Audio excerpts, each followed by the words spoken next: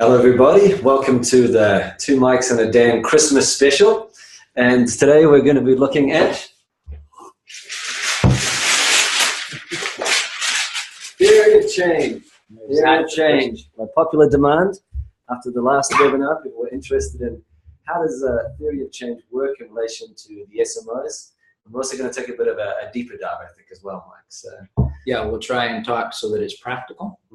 But then both you and I have been talking about how we actually have our own little spin on things, and that it would be fun to dive deeper, more philosophically. So they can just cut. If they're busy writing their proposals, we'll tell them at this point we're diving off into our own philosophical morass. We'll start out with a look at theory of change in relation to the SM, the small, medium-sized organization fund, because that's what members are doing. So what's what's a theory of change look like in terms of the SMO fund, in terms of the proposal? Well, maybe we can start there too, just by looking at what is a theory. In your opinion, what is a theory? Yeah. Well, I guess boiling it down in a very basic sense, it's your idea of how something works or why something is. Yeah. In your assumptions, that sort of all your premises that underlie that. Yeah. So if this happens and this happens and something else happens, or the world is the way it is because these things have happened before or led up to it. And that's why it's so fun to look at theory of change, because it's kind of a philosophy. It's kind of like, what's your philosophy on how the world works and how you're going to change the world or make the world a better place. So it's not specific to the program. That's what's key, right? Is in your program, you're going to say, under these conditions in this specific context, this is our logic chain. The outcome is going to be this and so on. We're kind of taking a step back from that with theory of change and going more, how do you think the world works? And what's your bigger theory about, it's more at the organizational level. Why does your organization think appropriate technology is the answer to the world's problems? Or why do you think, if you're a feminist group, why is feminism and doing gender workshops the reason that the world will change at a bigger scale? So it's challenging to think about why you do what you do, not just here's this project that's important for all these reasons. It's this project comes out of a bigger theory or a bigger philosophy around how we think change is going to happen in the world. Yeah. So if you're an organization and you haven't done theory of change, what you can do is sit around in a group and go, well, come on, let's just break this down to it's really most basically, what are we doing, right? Like, what are we doing? Well, we're over there in country X trying to do the following, right? And then you can ask the question, and it's a good one, is you can ask why, right? And then people will answer that question, and you can try again and say, well, why that? And you see by asking why every time somebody comes up with an answer, it starts to break it down deeper and deeper into the assumptions and the premises behind an argument. And then the argument is, whatever it is, make up something. What kind of group is doing something? So a sustainable agriculture group building local community, alternative agriculture projects in Peru. Okay, in Peru. So you might not go to Peru, or I think you can say, well, why agriculture? Like, why do you think that agriculture is the reason that that's going to improve a life there? And then you would come up, well, you tell me. Well, do it, Peru. Yeah, you obviously pulled that. So what were you thinking? Why agriculture? Yeah, because the local culture is tied to agriculture, and if you work with that, you also... Okay, wait a second. So that was the first premise, right? That's a premise. That's perfect. Because the local culture is tied to agriculture.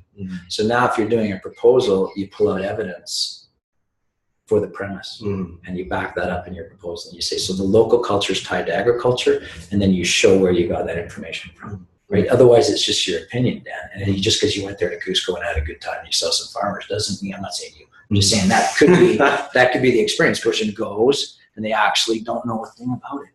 Right? So if you can pull the context and show it's not your opinion in your theory could be yours, or it could be your organization's, but you're trying to show that the premise is valid. Just bring me back to the question of, why does Global Affairs care about this? Why are they asking for people's theory of change? Well, I think that's a good question, actually. But part of it is because it's a trend right now. If you look, it's not a trend, it's a really good thing. Because I think what's happened is people have put down their logic chains for specific projects, but the bigger context of how does the world work and what are the assumptions that we have, that brings in whole philosophies of thinking. I mean, you can quickly see if you're an organization, let's say you're a faith-based organization. Well, your theory of change probably at some point has to do with interior values and ethics and ways of seeing the world and doing good unto others and so on.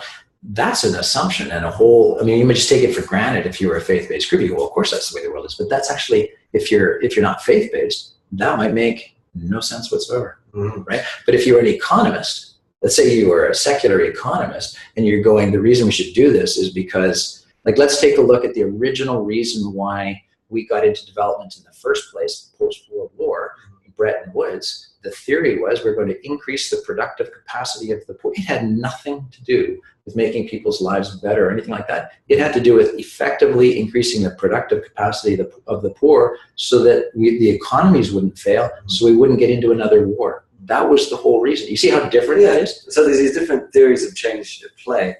Now, obviously, Global Affairs Canada must have its own theory of change, right? Yeah. It's kind of working from. Yeah. So what's your sense on what that is like? Well, that's the thing, is it changes. So this is where people have to be very careful, because it changes under different political contexts. And you have to be real about this. Is you're going to have to go, okay, well, there's always two levels of government as well. There's the political level of government and the bureaucratic level of government. The bureaucratic level of government is going to be busy trying to process theory of change and be fair about it. There's a reality behind this, which is if there's a political level of government, you'd be naive not to see that. And the current political level of government is very focused on a feminist agenda and a rights-based approach and diversity and youth. These are all the key words that they'll give you. If you read any of the recent... The feminist international systems policy, you start to see these, it's not a theory of change itself, but you can see the elements coming through the premises, right? And the assumptions. And they're going to look for an alignment. I mean, that's my opinion. Where's your opinion thing? We've got where's the bowl? We need a bowl. Gong, yeah. You can hit my teacup.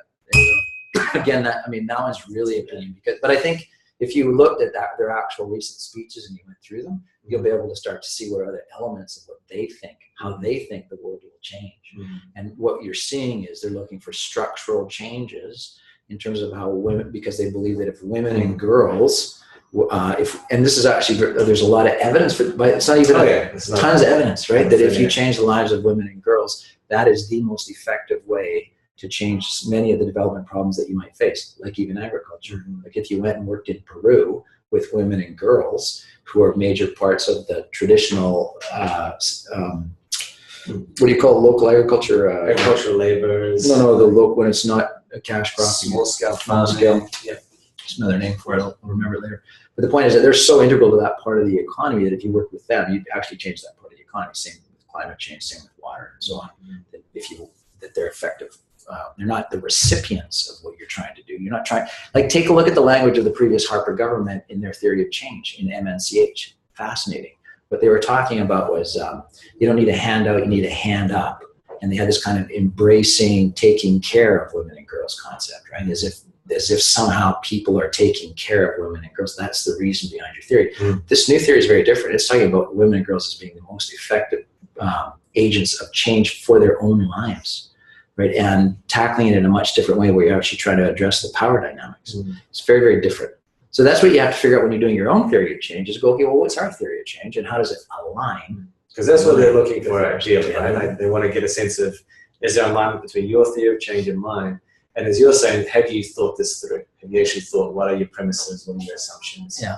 And you've got a lot of room to do that in this proposal, right? I think it's 7 pages, up to 7 pages. The entire proposal is 12 pages, maximum 15, and they'd like to see 7 on your theory of change. Like to see 7, okay. So one of the big questions is, how would you break that out? And I think a classic way to do it is just exactly what we were doing. What's the basic thing that our organization does? Well, and then just get people to talk like you just did, and then break it out into premises. If we went to Peru and helped with a local organization to do agriculture in the following ways, like what would be a way you would do agriculture in Peru? So if I was going to do agriculture in Peru. And also you need a big, hairy, audacious goal. It's often called that. And that is the idea that you're big, hairy, audacious goal. You're going for this kind of, what are you trying to do in Peru? Let me ask you. We're trying to make the world a better place at the highest level, right? So it would be in Peru. So in Peru, trying to achieve thriving, local, sustainable communities based on traditional resources. Okay, so stop there. So you got too far ahead of me. What is your, like, this is where you can break it out. You can have somebody say exactly that in your group. Just sit down and say exactly that and write it down. that beautiful statement. But then you got to answer, well, what do you mean by thriving? I mean, what do you mean? What is a thriving community? You see, it starts to get harder. It's like, what is a thriving community? Because you can go for economic prosperity, traditional indicators of thriving, or you can bring in a well-being index, like the UN well-being index, and say, actually, no, we're going to look at quality of life in terms of rights, access to education, freedom of choice, all those other things. Or your cultural vitality, like traditional leadership or use of traditional culture in the project as well. And now let's throw another one in. Who defined thriving? You see, this is where you're going to get, this is actually really critical for people that are writing the proposal, is you've got to make sure that your definition of thriving was actually that there's proof that it's their definition of thriving. And a way to do this, a very quick way to do this in doing your theory of change, do your theory of change, and then go and look at what's called the country program framework. Just go Peru country program framework, and or Peru needs assessment, or Peru poverty reduction strategy. Those will be good Google words. What you're going to get when you do that is you're going to get a World Bank or a Canadian, or a DFID or somebody who's done an assessment of the country, and there'll be some indigenous to Peru processes in which the country defined its own theory of change and the pathway forward and said, these are our issues. These are the things that we feel are important. And so you'll find in Peru that they, I think if I remember correctly, in Peru, water and watersheds is part of the country program framework that Canada's come up with, and it's based on the needs assessment of Peru, right? So you'll see different needs in different countries. And what you're trying to do is you're trying to align your theory of change. In a sense, you're trying to align and show that your theory of change fits into the country's theory of how they think change should happen. And if you're really good at this, you'll go down not at the country scale, but right to the village scale. And you'll be able to say, I visited the village, and this is their theory on why agriculture is important. Right? And even like that should be built into like your theory, right? That part of our theory of change is we value the views, or we support. Let's try it. Why? Why? Let's say that was your theory of change. Why? Because these are the key actors, and it's basically their communities, their challenges they're facing, and therefore they should be in a leadership role to address them. Okay, let's try it again. Why do you think that? Why do I think? Because. Why do you think that? I mean, it seems so obvious, right? But why is that? Because there's an assumption. There's always an assumption behind every premise. And this is where you can dive deep into the assumptions. You go, well, it's assumed that that's good. Well, why? I mean, why is it that local people should lead their own process? Well, the assumption there would be that they know their own reality better than someone who's outside of it, or they are equally of value as human beings as you are in terms of partnering around change. Yeah, and that's great. So then so now you're giving me the assumptions, right? And now if you would ideally in your proposal you would reference that. You'll reference your assumptions. You'll go, that's not just my opinion. That's the opinion of the Paris Declaration, because you'll find it in the Accra Accord and in the Paris Declaration. I'm just going to recap a bit of this. Yeah, you're going to recap. So we've got, you're going to try and write all that down. Just the key things I'm going to try and pull out. What is our actual real? Great. What are you looking for? Oh, you're looking for I've just got this sponge. Eraser. We got an eraser somewhere. That's okay. So you recall while I just try and catch the piece. So why don't we do it in the flow chart that makes sense? So put the big, hairy, audacious goal at the top for people that are trying to talk. Like if you're trying to work this theory out, or even if you want to test your theory, let's say you've already written your proposal and you're deep in and you're pretty solid. You got a great proposal. So figure out the big, hairy. Yeah, you can go. And the big, hairy goal is not the project. It's not the project goal. So the project goal might be that we're going to go over and we're going to do 7 workshops in Village X on agriculture and women. That's what the project's going to be. But the big goal is that you want to transform agriculture, or you want to maintain sustainable agriculture for the poorest of the poor in such a way that people aren't pulled into cash crops. So I mean, some big, hairy goal. That's the point. It's big. It's beyond just the nature of the one project that you're going to do. Okay, and then you're basically gonna go, well, why? Why are we doing that?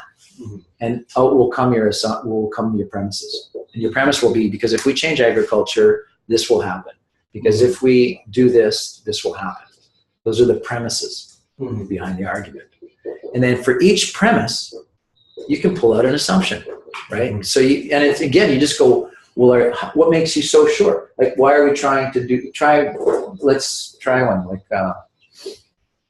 like when we're talking about engaging with local people at the local level. Perfect, that's a good one. So that's a premise. If you engage with local people at the local level in this village, you will achieve the big, hairy goal, right?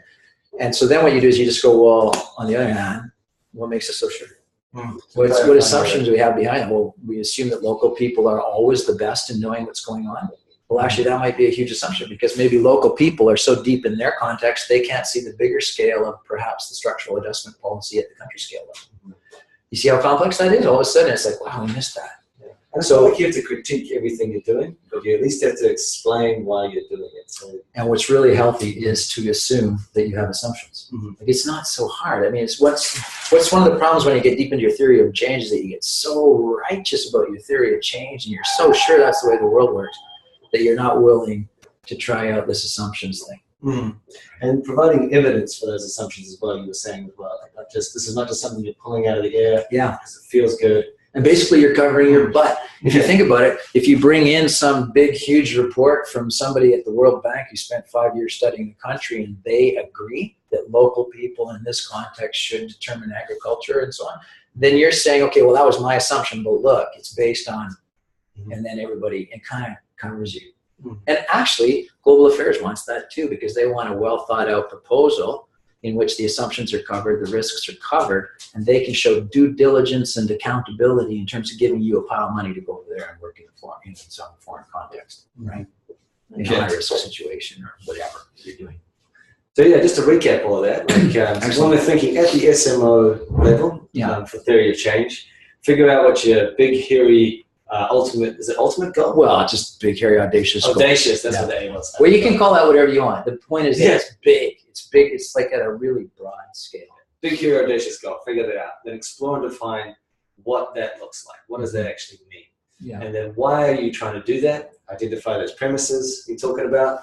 Clarify the assumptions behind your premises. Why do you think these things will lead to that? And provide evidence for them if you can. For the assumptions, exactly. And the last, I think you mentioned before, was showing alignment. So show alignment with your theory of change, with, say, the country level's theory of change. And most importantly, the alignment with the beneficiary's theory of change. And also, as it's a part of the SMO fund, alignment with Global Affairs theory of change. That's because you're smart, right? That's like you got it. Yeah. Otherwise, go for a different grant if there's just that alignment's just not there. So maybe the one thing, since we're doing a list, can we just write here risks, or you kind of want to admit the risks behind your assumptions, or behind some of the things that you're going to do. So your theory of change says we're going to go do agriculture, and we're going to empower, we're going to improve, we're now going to be able to continue to do local economic, whatever they're going to do. Then you have to look at, well, what might be the risks if we did that? You found it. I got it. Scary. If we can erase things now, we can erase our list. So that's something where, and risks, again, I think we talked about that in the I was going to put, yeah, no, it's correct. I did. Christmas great. Yeah, risk. There's risks and mitigations, what I was going to say, right? So you've got keep the S, because there's more than one risk. So risks, and I'm a lousy writer, Dan. You better write risks and mitigate. How you intend to mitigate the risks. So list your risks behind your, your assumptions, and your premises are your kind of your argument, and then your risk is, okay, well, what could go wrong, and then the mitigation is, well, if that went wrong, this is what we would do. This is how we thought about that. Okay. So how much detail do you need to get into that at theory of change level? Do you need to kind of dive deep into that, or is it more kind of you mention it and that's to your advantage? Well, this is one of the problems. It depends on how honest you want to be. Because to be dead honest, if you took any theory of change and you really listed your assumptions well, you could go on for a long time. We assume stuff about everything every day, right? And then the risks, God, I mean, the world's a risky place. There's no end of risks. So you can, if you go to any risk mitigation framework, and you'll see that there's different types of risk. And those you can list as financial risk, your theories, the actual risk behind the country conditions and so on. There's all these different ways you can look at risk. So don't assume it's just one risk that you could list. Now, here's the thing. I don't think at the proposal stage, I personally don't think it's all that wise to like list bazillions of risks for your project. So they might not be feeling a little bit nervous about. I mean, there's human beings reading your proposal, right? They essentially want to know, do you have some sound thinking? And then does your thinking go through this matrix of assumptions? And they're more looking for the soundness of your logic. And this is going to work. And then you apply your project to this theory. And you go, well, if this is our theory, then if we did the project under the following context and conditions, does it survive the theory? You know, that agriculture is the best thing for women in Peru. Well, maybe it isn't. In that context, maybe agriculture in Puerto Maldonado is just not going to happen. Puerto Maldonado is a mining town. You want to help people in Puerto Maldonado, Peru, you better think about forest conservation and mining. Yeah, small agriculture, small sustain. Or, I mean, I'm just making that. Yeah. Cool. So where do we go from here? Well, I guess, you know, while we're still on the SMO fund, is there anything, we've kind of gone through the key elements and, you know, once again, massive disclaimer alert. I wish we had the disclaimer bold. I need our pot. It was so much more dramatic. There's a jar. Really. Grab that jar. It'll ring. Okay. Well, he's grabbing the jar. Anything else? Anything else as I'm disclaiming us over here? No, I think that's enough. I think the other thing is there's plenty. Yeah, it doesn't work. Yeah. There's plenty of. Somebody's going to get five this time going. No, I think there's plenty on theory of change out there, and I think maybe the big thing is that people are probably also getting towards, you know, having quite a bit of their proposal written. Probably what they're going to be the most fascinated or biggest question in their mind is going to be, does my theory of change have a legitimacy claim for Global Affairs Canada? And I think that's where you should be a little bit careful, because I think things are shifting and changing a little bit there, and there's a lot of talk about innovation. And again, that's going to be that fine line. How innovative is your theory? How proven is your theory?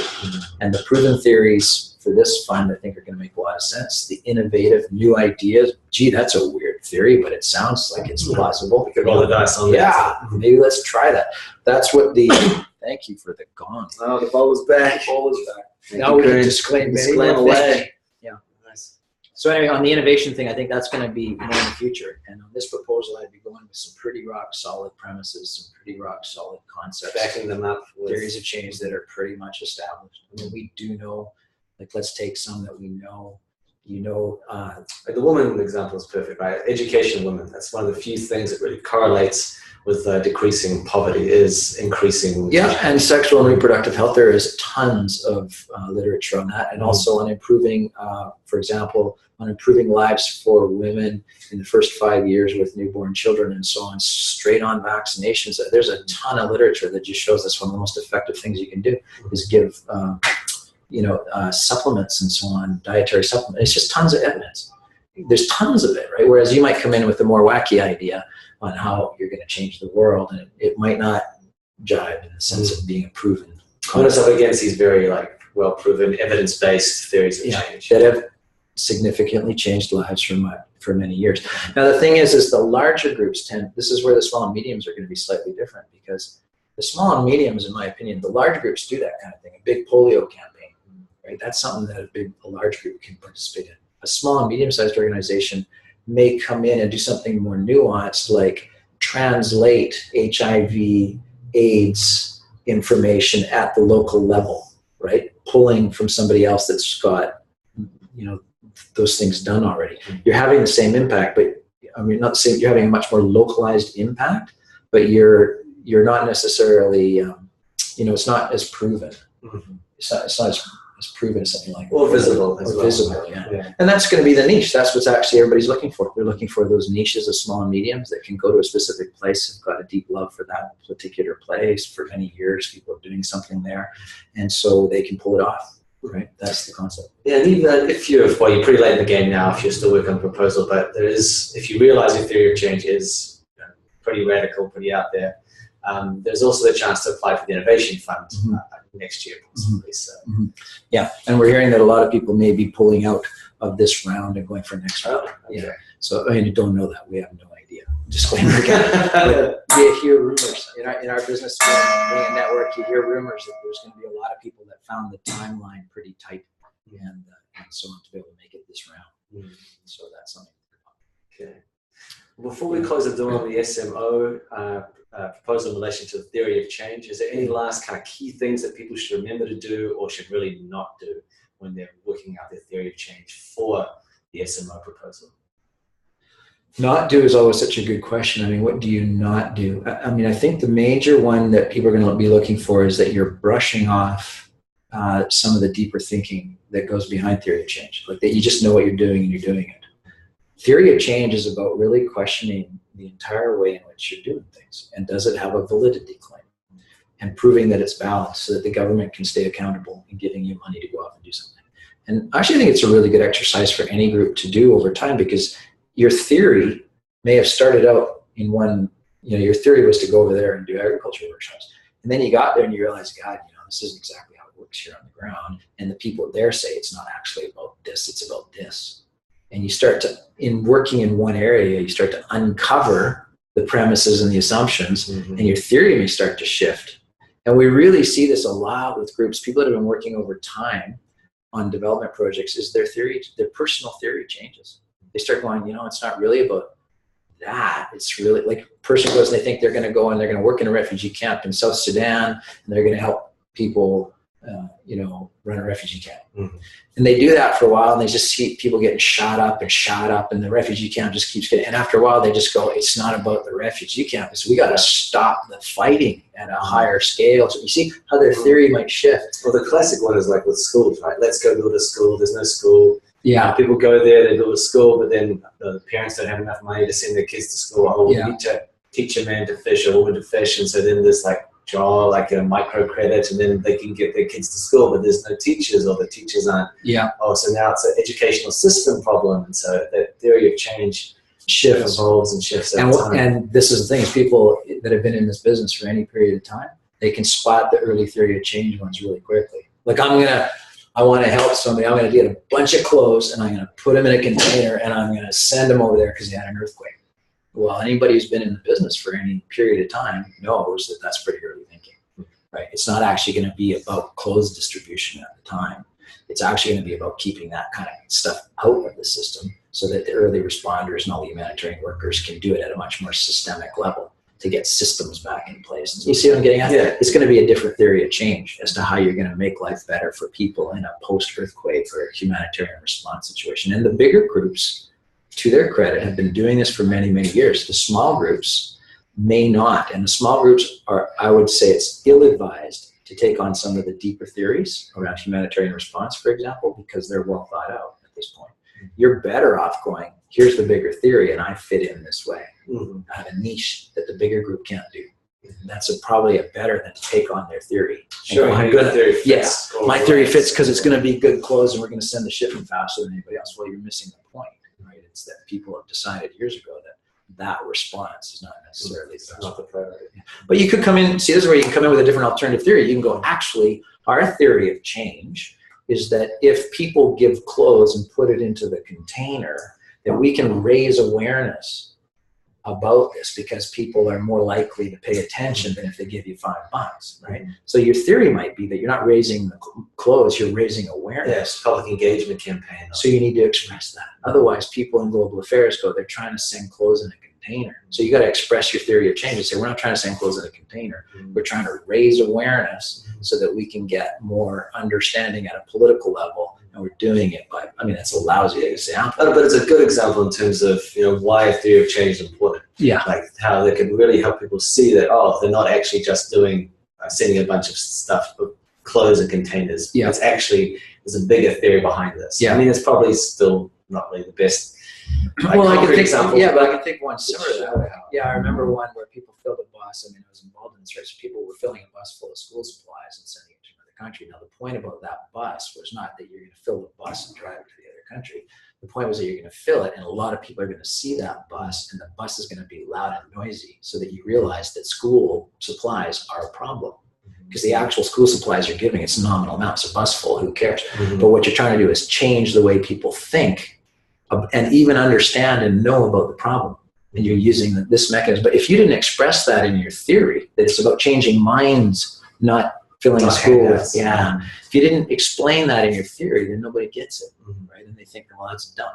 You're sending a school bus full of supplies, right? Yeah, I think that's a pretty good point to maybe wrap this one on. That's really the value of this, to help people get a better sense of why you're doing this, Why you're doing what's the thinking. If your thinking is really innovative or different, right? To get that across, express it, which you can't get across in logic frame. And where you can have tremendous advantage as a small and medium is that often small and medium groups are on the ground and they know the context really well. They know the cultural context really well. It's because they've been there, they're personally spending time there, that kind of thing.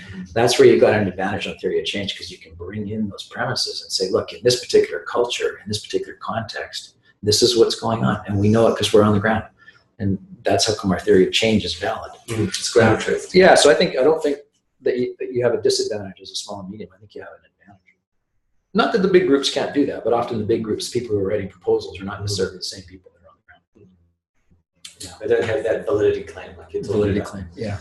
So now we're going to shift gears, right? Yeah, so take a bit of a deep dive. Yeah, and we're going to do that by now, after having promoted theory of change, basically is ask the question, like, is that how the world works? Like, I mean, you have a theory, and then you get on the ground, and half the time, if you've been doing development work for any period of time, I know you have, and I have, and other people have, is it just doesn't, the theory is not the terrain. The theory is just, it's like it's a map. It's not the actual terrain. And that's one of the problems, is that if you're working with a map, people start to believe in the map. Like, yes, if we do this and we do that, it will lead to this. But I mean, it doesn't work that way. You land on the ground, and half the time you realize, geez, my assumption was completely wrong, or the context changed, or I didn't know this, or so-and-so changed and changed their mind, or a different set of players, or all these variables happen that destroy the idea of modernism, which if we take premise A, premise B, and premise C, it's going to lead to D every time. That's a problematic chain, because in the real world, it just never happens. And time is, the only thing that's constant is change. So what are you going to do about that in your theory of change? That's a problem. Yeah, how do you hold your theory of change not just as, like you say, a fixed map, especially the eternal map, right? I mean, knowing that it is a map is kind of key, but forgetting that it's a map that changes is also key. So how can your map essentially be, your theory of change be like a reflective touchstone, something you can come back to and always be checking, does this still more or less square up with what we're seeing like on the ground, what we're trying to do, or do we need to tweak it, do we need to be changing it, revising it? So it's a living map. Yeah, or can we also entertain and this is another one that comes up in theory of change, and this is really classic, is that our group thinks the following, and then you see another group trying to tackle the exact same problem. And their theory of change is different than yours, like fundamentally different. And you'll get into this battle of theories of change, which is basically a battle of philosophies, which is why we have more than one NGO out there, because each NGO has got its unique take and perspective on how to change the world based on the people that we're looking at. And this is where can we erase this for a second? Yeah, sure. Because this is where we get into this really interesting issue, which is how do we, like a theory of change. In modernism, the theory of change is that you go out and you make the following premises and you get the following result. In postmodernism, you admit that I am seeing the world through a certain lens. So let's say I'm an anthropologist, and let's just say, let's put up poverty. Let's do women and girls. Let's try and change the life with a theory of, let's just say, small girl. Let's make a picture of this. A 14-year-old girl in country X, and we want to address poverty. Okay, that's the big, hairy, audacious goal, is to make life better for a young woman in some sub-Saharan country somewhere. Okay, how do you end poverty for young women? Perfect. That's our goal, big, hairy, audacious goal. Now, the point about this idea of postmodernism is that the way in which I see this is going to be dependent on who I am and who my organization is, right? So let me just ask you, Dan, if you were an anthropologist and you went to this country, what is it that you would likely see in terms of the situation? What are the things that you would notice that perhaps an economist would not see?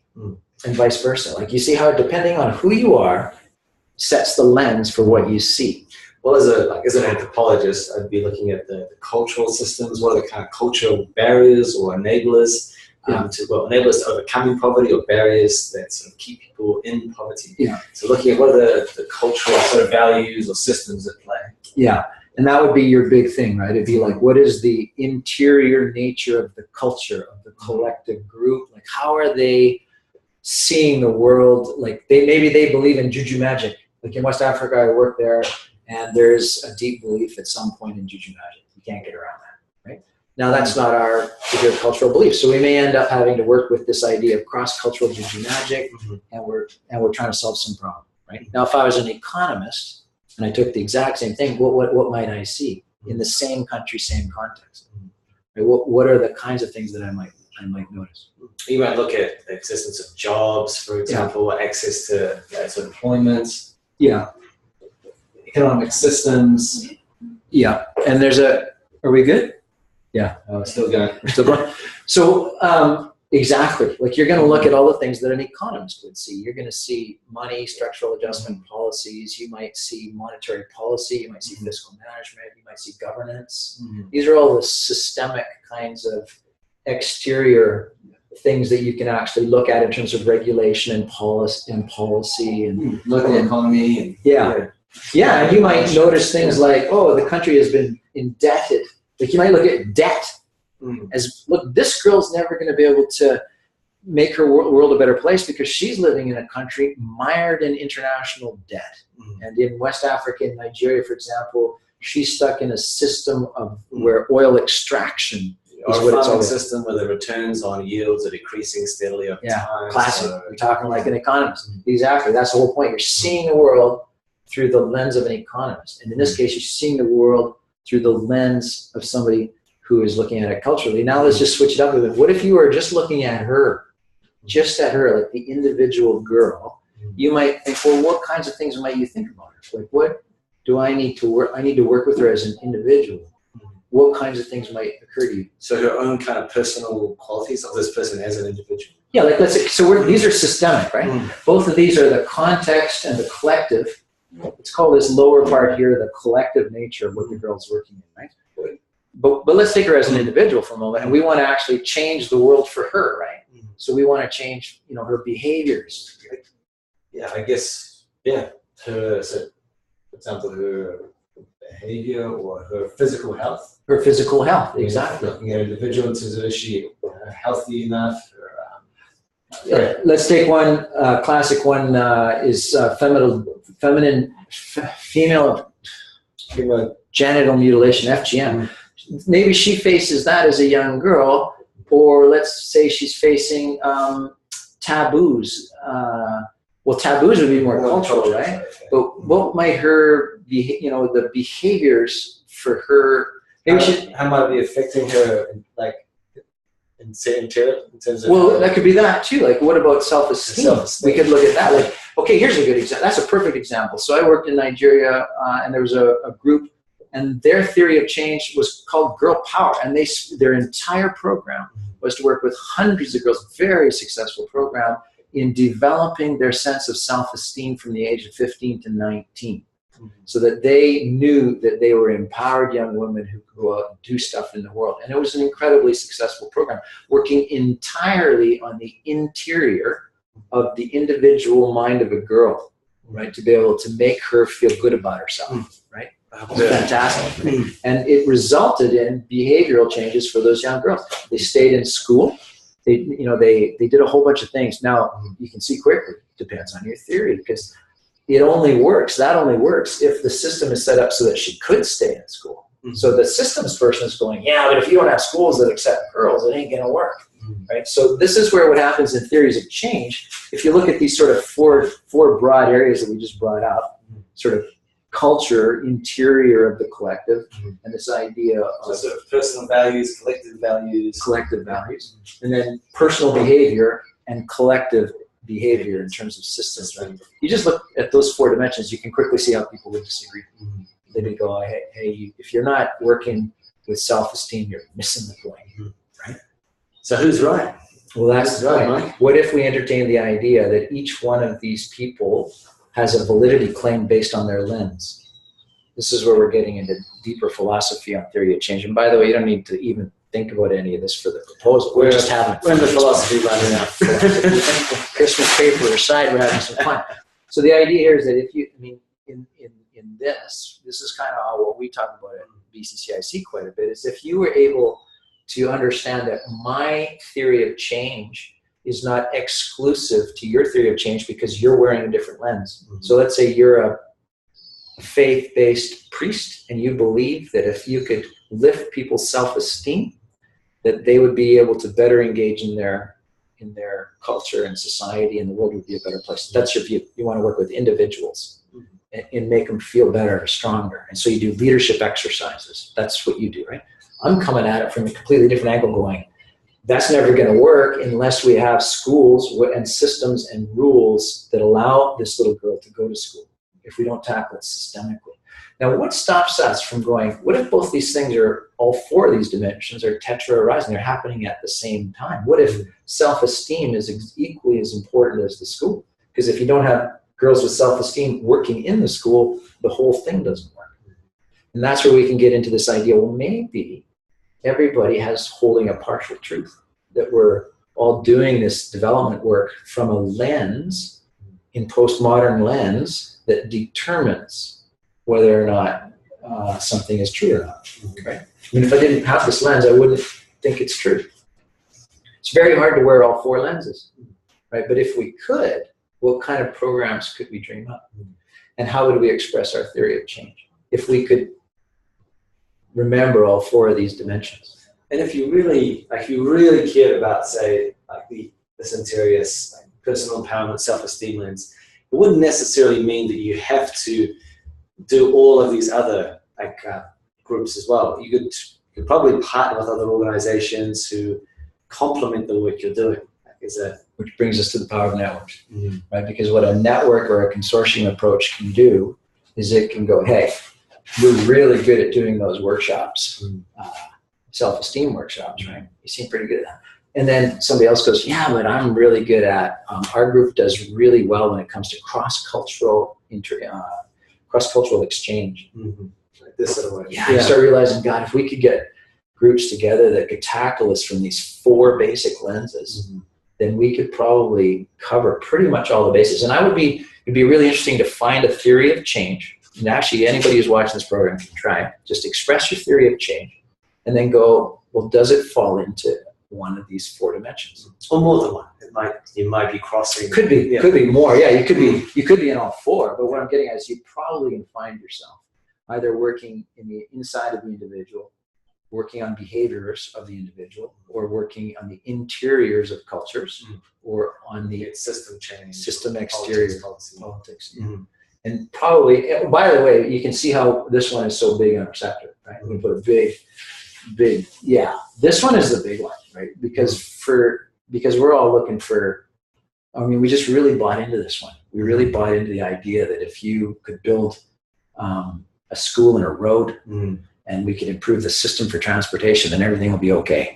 But you can see quickly how if the culture doesn't appreciate roads and the system of pedagogy of schools, then the school sits empty. And there's millions of examples of this in the developing world where somebody built something, sure that it's a good idea. They built a toilet, a big fancy toilet. I mean, how many times have you seen that? Somebody builds a big fancy toilet because they're sure that if we just built toilets, we could improve sanitation. And they completely ignored the cultural aspect of exactly how do people defecate and why and where and what are the contexts and so on. And that must be taken into account, right? In order to be able to change the individual behavior, we also had to be able to get inside people's individual minds to be able to actually adopt these new ways of thinking. Right? We'll find a way that it becomes culturally appropriate if you're working on these systems. Yeah. What's interesting is, like, you look at the history of development and how really, it started out with let's copy the industrial systems of Western countries, essentially build roads, dams, power systems, education systems. And, people noticed that didn't work. So it's like you're saying, they went, okay, well, how can we change people's behavior so that they start to use these systems in the right way? Yeah. And then realize, well, actually, there's a whole range of different right ways out there. So how do we actually work with these sort of systems in a way that's appropriate to different cultures? Yeah. And that individual values, individual leaders are sort of designing and leading that sort of cultural adaptation. Yeah.